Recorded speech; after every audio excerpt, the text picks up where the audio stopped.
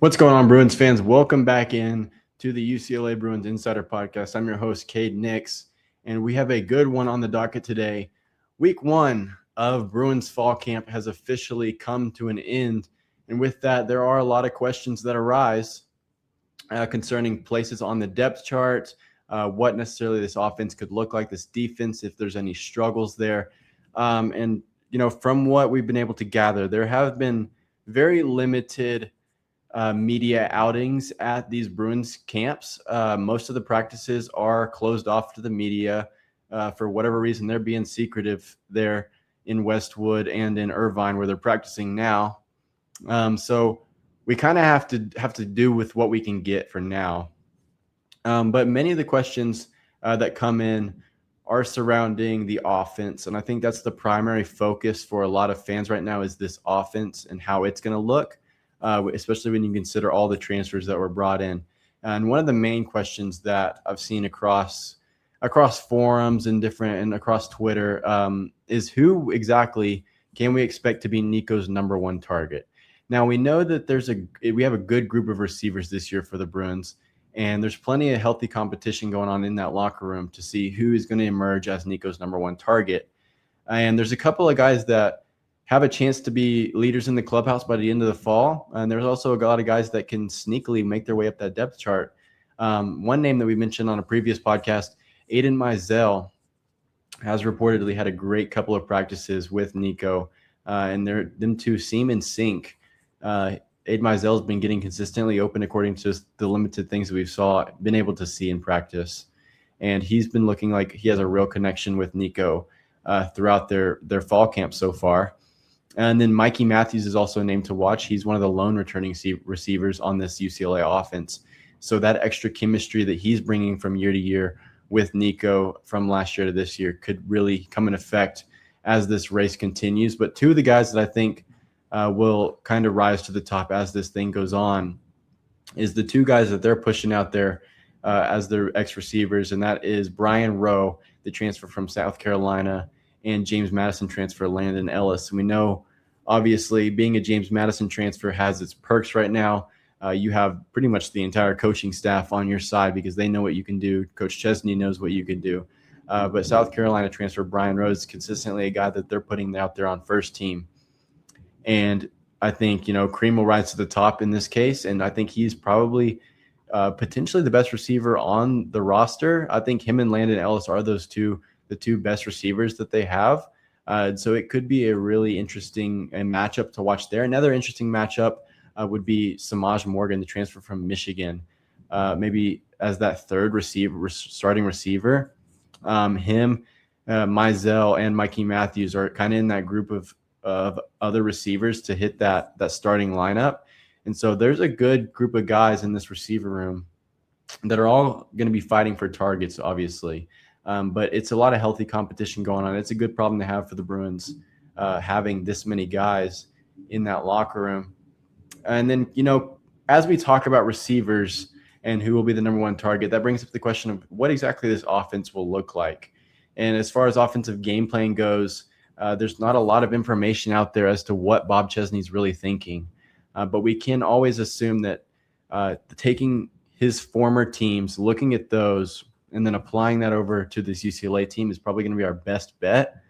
And with what the roster that he has, I know we just talked about how great the receivers are, but this running back room is probably even better. I mean, it looks like it's a real three-headed monster in this run game with Javion.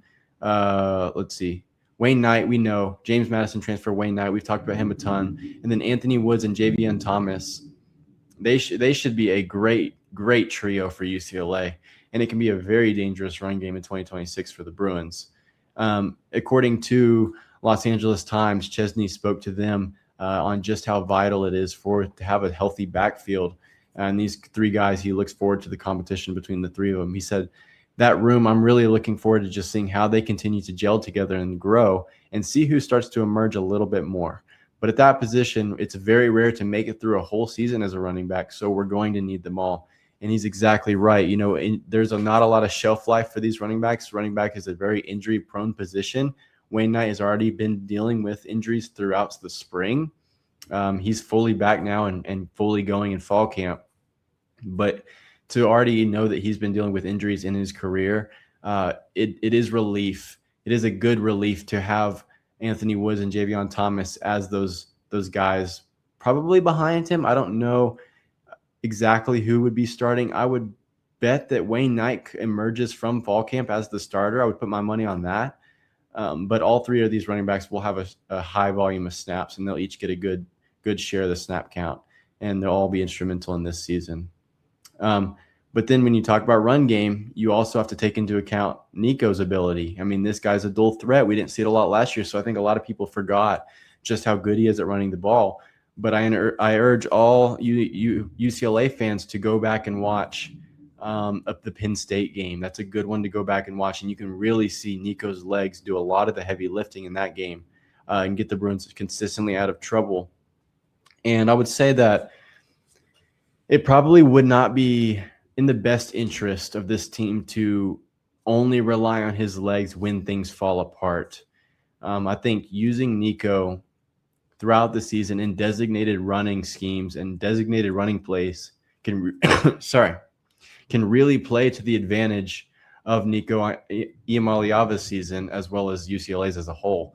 And so I think really playing into what he can do and getting him reps as a running back or runner in this offense is important, and not just relying on him to only do it when the play breaks down. But yeah, like I was saying, there's going to be a lot of great run game this season, and I think that's how they're going to primarily use this offense. I think they're going to start with the run game, and that's what it's going to be built around. And then from that, I think they'll use Nico as kind of a game manager and let him manage the game, push it along. I wouldn't say his passing ability is going to be the anchor of the offense. I think that's going to be the run game, and then he's going to be able to manage the rest of that offensive look there.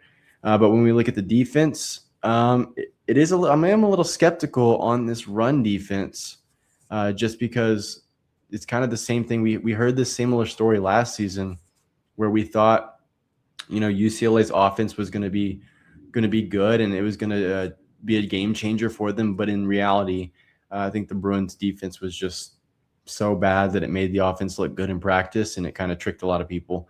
And so I'm hoping that that's not the same situation here, which I don't believe it to be, but I am a little skeptical on exactly how good this Bruins run defense is.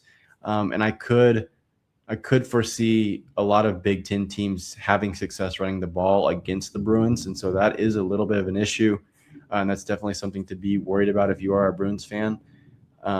I think the defensive backs and I think the secondary, it will be the strongest part of this defense in a way. And then I think those guys on the edge will be really good. Zahir West, we've talked about him. But as a total, I would say the run defense is that weaker part for this UCLA team. And it's definitely a piece to watch out for as this preseason progresses and as the season starts to kick off. Just kind of be wary in that aspect a little bit. Switching gears a little bit, I wanted to touch on Nico Iamaleava. He's been on a sort of a media run, I guess you could say, through these past couple of weeks. And he recently did an interview with Yogi Roth. I encourage every UCLA fan to go watch this interview. It gave a lot of good insight, kind of as to his journey through college and what he's seen and understood as a quarterback. And I think one thing that popped out was really when he was talking about his preparation and his self-talk for this season, and how intentional he has to be about the mental side of things. And one quote that really stuck out when he was having this interview, he was asked what goes on inside of his head when he makes a critical mistake on the field. And his answer was, it's a lot of self-talk. As the leader of the team, you never want to let these guys see you down or give any type of bad mood or blaming guys for the pick or an interception. I think it all comes with, taking responsibility and moving on and having that next play mentality. And then he continued on from there saying, whenever stuff doesn't go my way, I just try and stay positive. And then that comes with a lot of self-talking. I really got to practice that self-talk, because the self-talk could be negative thoughts and it could be negative talking. You don't want that. You never want that negative talking in your system. And you love to see this kind of awareness and growth from your quarterback or any leader on any team for that matter.